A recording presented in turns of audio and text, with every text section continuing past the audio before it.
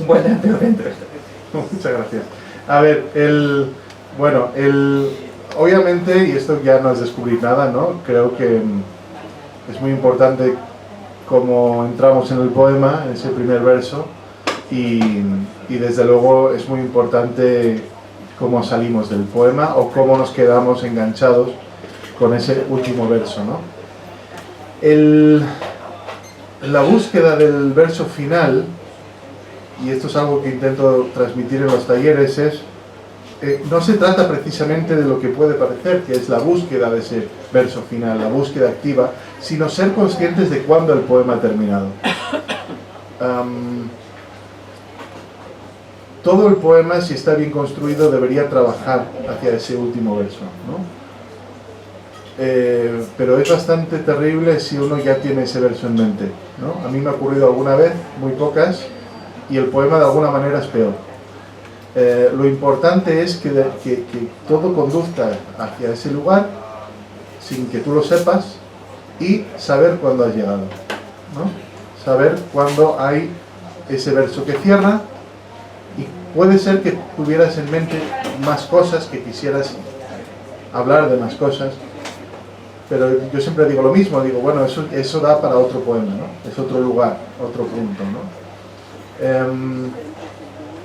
Hay una especie de técnica de taller muy fácil que se ha utilizado muchísimo y durante muchísimos años por mucha gente, que es precisamente luego agarrar ese último verso, quitar todo y partir de ahí, ¿no? Una especie de harakiri poético, ¿no? Una especie de renunciar a todo lo que te ha costado tanto trabajo y arrancar justamente donde has terminado, ¿no? Es una cosa que se utiliza también en los talleres de cuento. El final del poema es el motivo por el que hemos leído el poema, en mi opinión. Así que ese es el lugar al que hay que llegar. Pues con esto, el final de la entrevista. Muchas gracias.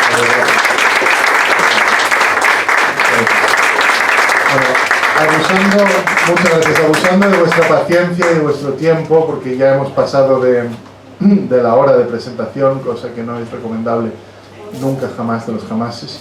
Pero tenía muchísimas ganas personalmente de que estuvieran aquí tanto Francisco Díaz de Castro como Javier Cánaves, porque los dos son amigos y son sobre todo poetas que admiro muchísimo. Entonces, tenerlos a los dos para mí era irrenunciable, y por eso os digo gracias por la paciencia que el tiempo extra de tener a dos amigos y dos compañeros ha llevado, ¿no? Me gustaría ahora usurpar esta esquina para hacer una pequeña lectura.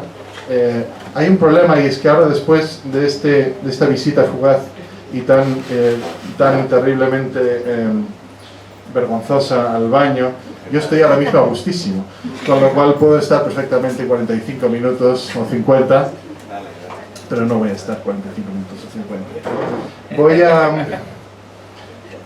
a leer algunos poemas de demonios que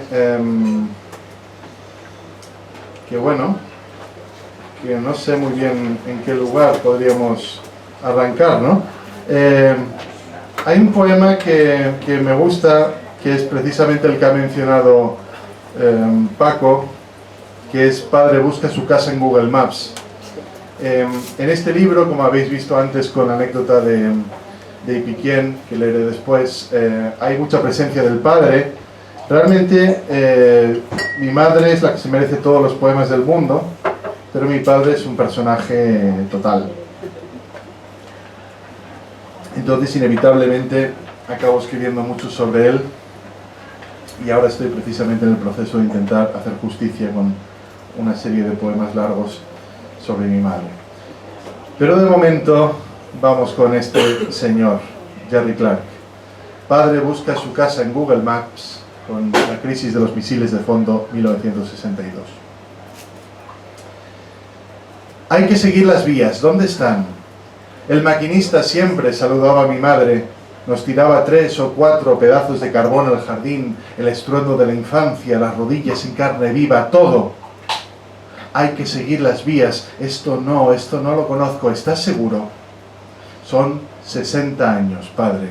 60 años de cantos y de pubs que abren, que cierran, casas demolidas y barrios para obreros que se levantan como cementerios, y luego artistas, lofts, bistros, Starbucks, y no, lo estás buscando mal. Busca la estación. Hay que seguir las vías. Nuestra casa estaba justo al lado del maquinista, solía saludar. Hubo una vez que nos tiró un pedazo de carbón. Es esta calle, mira, aquí se nota esto que ves aquí. ¿Ves la flechita? No, no es ahora, pero es muy reciente. 1 año, 2, quizá 3 como mucho. No, no se puede ver como era en el pasado. Mira aquí. ¿Reconoces este bosque? Aquí te guareciste de la lluvia aquel sábado atómico del que apenas recuerdas el terror. Aquí le prometiste a un tejo celta que si no se acababa hoy el mundo, serías un buen chico, irías siempre a misa, ayudarías a tu madre y lo estás buscando bien. Hay que seguir las vías. Nuestra casa era grande y cuando el tren pasaba el maquinista, mira, no sé, ha pasado ya mucho tiempo. Dispararon a Kennedy, recuerdas, incluso Fidel Castro ya está muerto. Pero ese niño sigue ahí, rezando junto al antiguo tejo de los druidas, bajo la lluvia frente a la pantalla del portátil. El niño está buscando alguna referencia que lo ayude a volver a su casa, al año en que casi se termina, al año en que su madre está esperando a que regrese el hijo, a que salude el maquinista, a que caiga la bomba, que por Dios no caiga la bomba, a que ruede el carbón por el jardín como un negro presagio, como un pájaro que volara a través de todo aquello que no es todavía ni concebible. Los unos y los ceros, los satélites, un anciano que busca su infancia en Google Maps.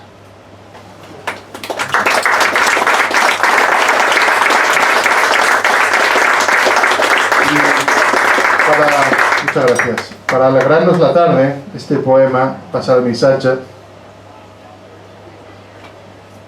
que ha comentado muy bien Paco antes, que combina una tradición ibicenca, que él ha comentado y que además está dentro del poema, que es esta tradición que se llama así, Passar el missatge, que vais a ver, con una problemática nueva y terrible, que es de qué manera gestionamos las conversaciones digitales que guardamos y que hemos mantenido con una persona que ha fallecido.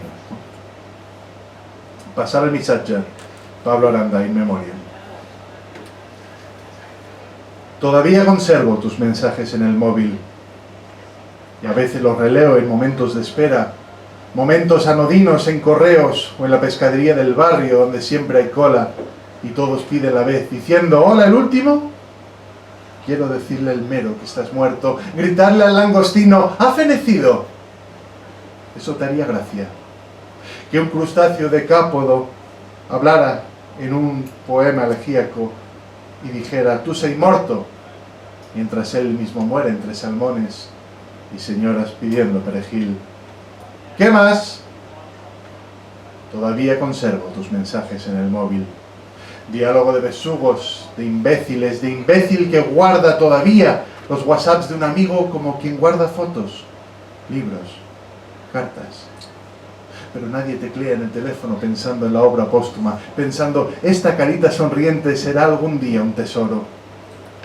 ¿Qué más? En mi isla, los difuntos inventaron una forma sencilla para anunciar su muerte entre los vivos. Al missatge. Noticia de un deceso que había que pasar de vecino a vecino sin entrar en las casas hasta llegar al mar. Y para no quedarse con la muerte, el último debía contárselo a una piedra. Una piedra es mejor que un langostino como imagen poética, pero el muerto está muerto, esto no cambia. Pero el mensaje quema en el teléfono y en la pescadería digo yo soy el ultimísimo habitante de su recuerdo. Solo. Con un pie junto al acantilado dejo caer tu nombre entre la espuma. Dejo caer tu nombre entre los peces salvajes que jamás podrán pescarse. Sonriendo me digo tu nombre tan pequeño y cae entre las olas a las rocas y entrego así el mensaje. Te digo adiós y aprieto al fin. Borrar.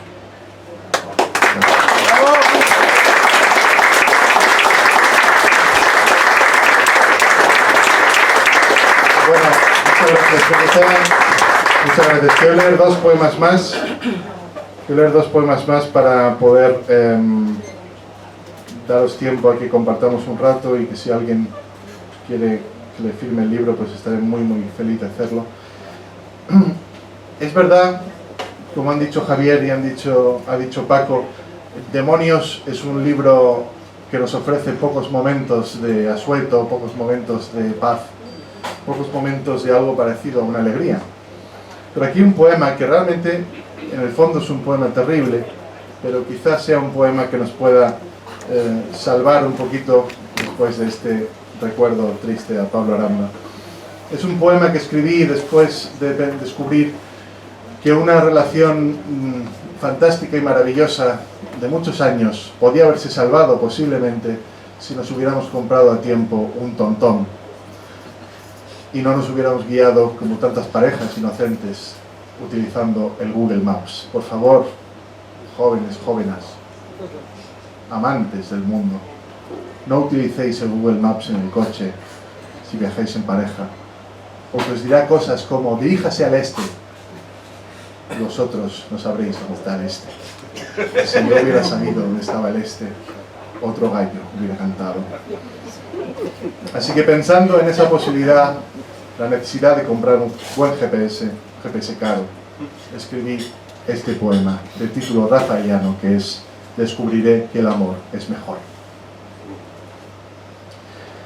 Es hermoso el amor con buenas vistas, con viajes y dinero para almuerzos en restaurantes caros. El amor es siempre verdadero, puro, eterno. Es perfecto el amor cuando hay un coche tapizado de cuero y GPS integrado. El amor, que no te engañen, así es mejor, le pese a quien le pese.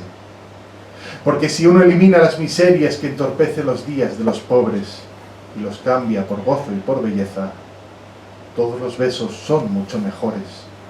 Cada conversación es trascendente y todas las caricias son de fuego. Tenemos lo difícil, nos tenemos. Lo único que nos falta es el dinero. Muchas gracias.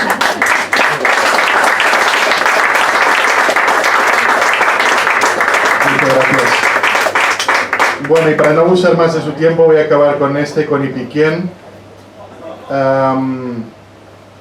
Es un poema al que le tengo mucho cariño porque,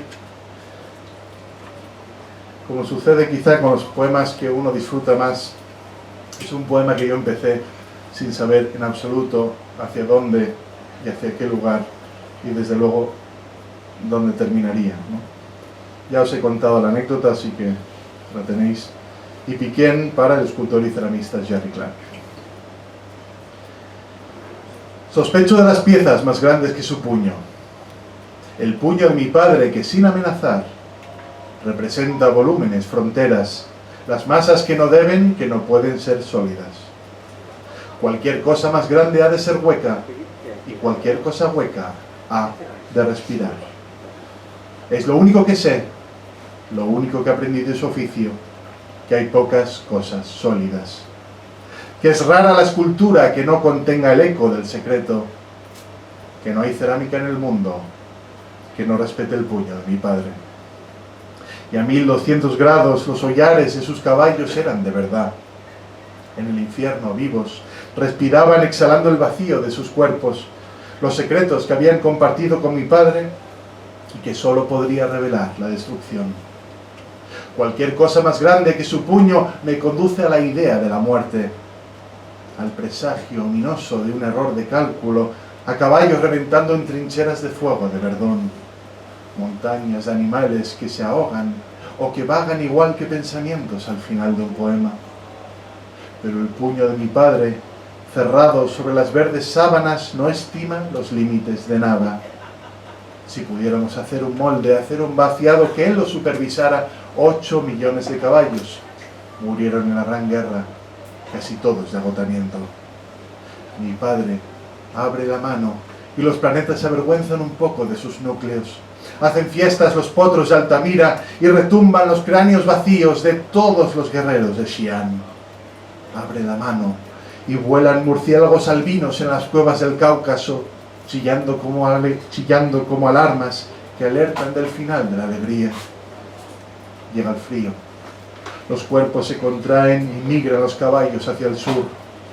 El tiempo acumulado se hace sólido y algo en alguna parte se fractura porque no puede ser de otra manera, porque es la ley del puño de mi padre.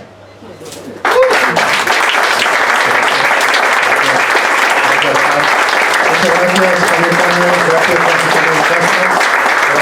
Gracias a ustedes, gracias, muchas gracias. Y bueno, estaré encantado de firmar el libro. Muchas gracias.